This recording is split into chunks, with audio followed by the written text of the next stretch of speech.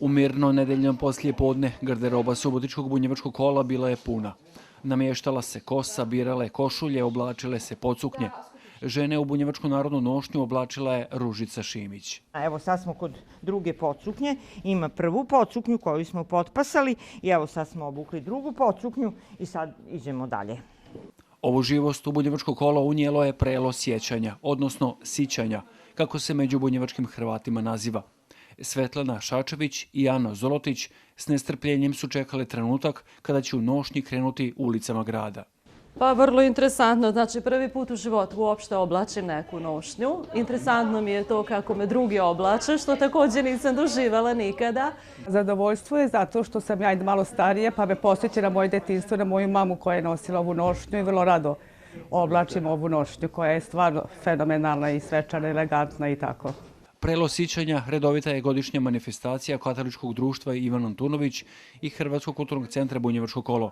U obilju pokladnih običaja ono izaziva posebnu pozornost, jer njegovim sudionikom ili gostom možete biti samo ako ste odjeveni u bunjevačko tradicijsko ruho. Od vas se također očekuje odlazak do centra grada gdje sudjelujete u zajedničkom fotografiranju. Pa veoma dobar osjećaj jer ja volim da se oblačim u nošnju i nije mi nikad bio problem da se obučem u nošnju jer volim tradiciju. Striganski kaput sam nabavio iz bunjevačkog kola, isto kao i košulju. Sad ispod ovoga imam još svoj prsluk, čak što su isto moje kao i čizme. Odjeveni u svečano bunjevačko ruho, sudionici su prošetali do katedrale gdje je održana misa. Međutim, ovogodišnji kraj prela sićanja nije nalikovao na prethodnih 10.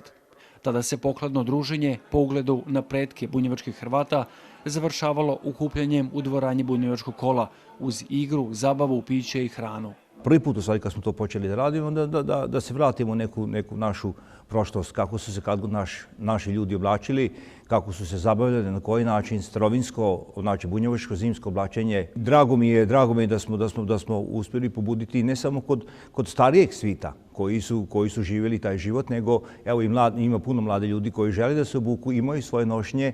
Jako je važno istaknuti da je ono što se vidi na licima ovih ljudi, a to je jedan ponos, da su dio toga, da se ponose svojom tradicijom, onim što jesu i naravno evo vidimo jedan broj mladih koji je isto tako došao, znači imamo jednu lijepu perspektivu da će se ova tradicija i dalje nastaviti. Ove godine primorani na samo kratak pokladni susret s prijateljima i poznanicima, sudionici nam poručuju kako se od godine nadaju starom prelu sićanja, kada su pred korizmu mogli zaigrati, zagrliti se i opušteno zapjevati.